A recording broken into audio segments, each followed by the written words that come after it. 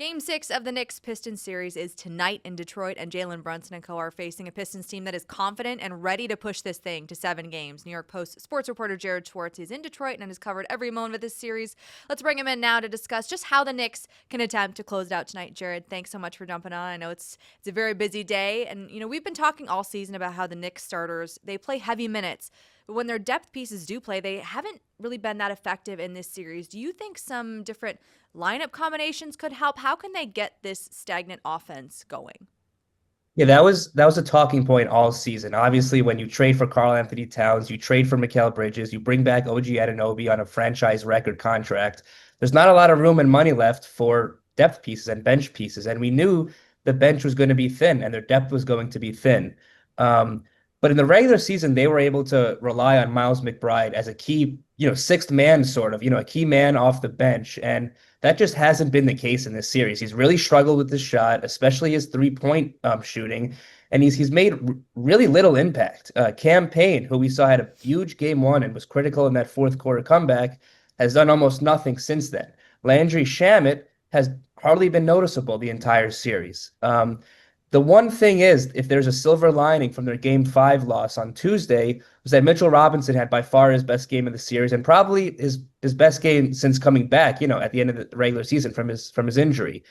He had 7 offensive rebounds. He was all over the offensive glass. He was scoring inside, and putbacks and alley-oop dunks, and that's an area that should give the Knicks a little bit of confidence that if there's anything to get going from their bench, maybe it's Mitchell Robinson. And in terms of different lineup combinations, Tom Thibodeau has talked about it a lot, playing Mitchell Robinson and Karl-Anthony Towns together, with 2 big men. And maybe we'll see more of that tonight because it was effective when Mitchell Robinson was on the court.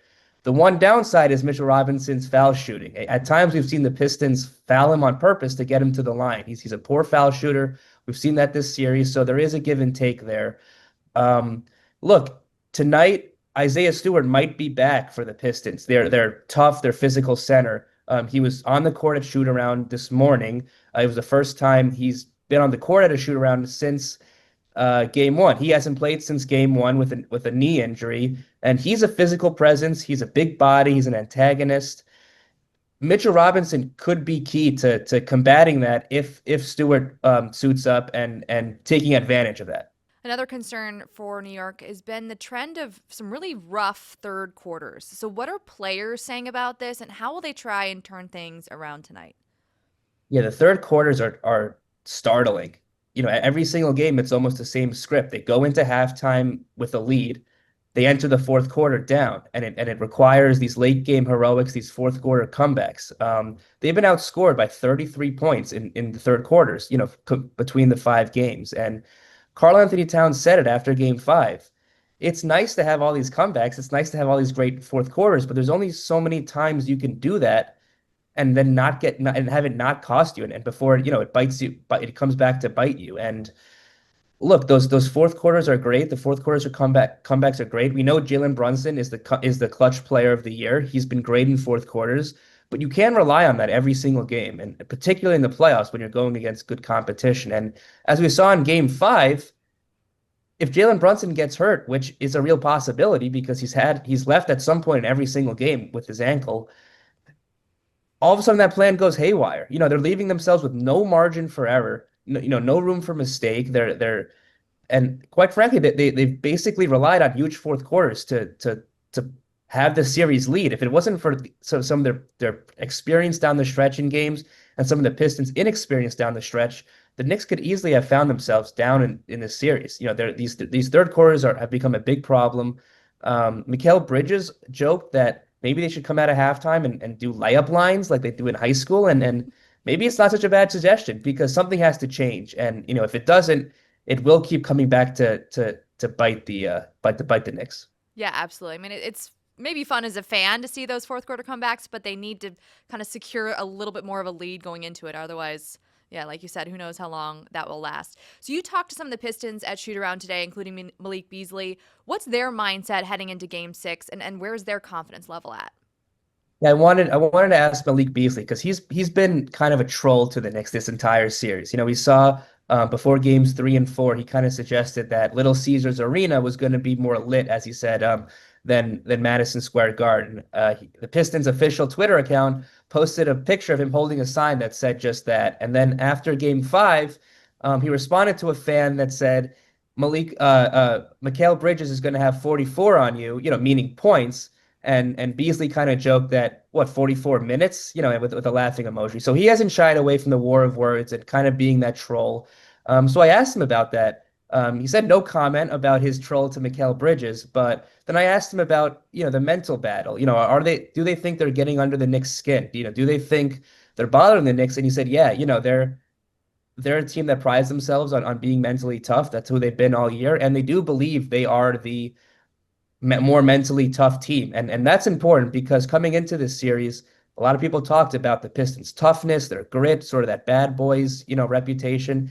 And the Knicks, have had a reputation this whole year as they're softer than last year's team. In losing Dante DiVincenzo and losing Isaiah Hardenstein, they're not as tough as last year. And they've done a lot to try to dispel that and ignore it and prove people wrong. But until proven otherwise, they carry that reputation. And the Pistons, they're confident. They're certainly confident. They're looking to give their home crowd the first playoff win in many, many years.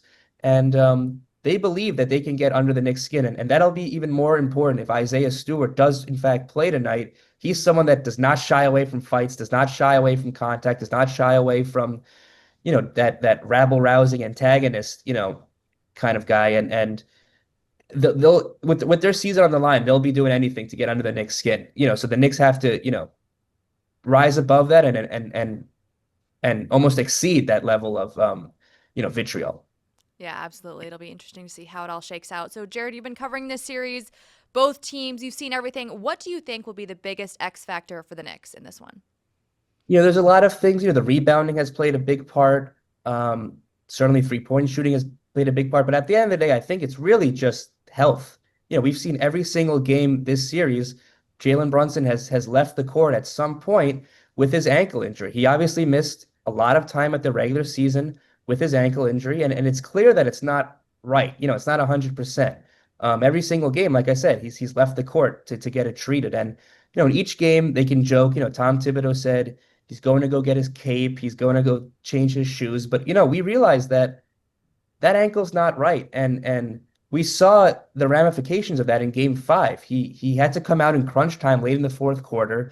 Him and Josh Hart had to come out late in the fourth quarter, and Tom Thibodeau couldn't get them back in the game, despite having them at the scorer's table and not wanting to call a timeout to get them back in the game. While they were out of the game, the Pistons extended a 2-point lead to a 6-point lead, and by the time Brunson and Josh Hart came back, it was too late. So that health to me is the biggest X factor. Is he okay? Is that ankle getting worse each time he tweaks it in each one of these games? Will he have to leave the game again at some point? And if he does have to leave, when is it? Is it in the third quarter? Is it in the fourth quarter? Is it in the last 2 minutes? That to me is the biggest X factor. And, Brunson is the clutch player of the year. He takes over these fourth quarters. If he's hobbled, as we saw in Game 5, he could struggle and all of a sudden that Knicks margin for error goes, in the Pistons' favor. Yeah, absolutely. That whole injury situation is going to be huge. I mean, Jaylen Brunson says he's okay, but I think all of us watching know he's definitely not at 100%. Well, Jared, thank you so much for joining us. Very excited for Game 6 tonight. We'll talk to you very soon. Thank you. Always a pleasure.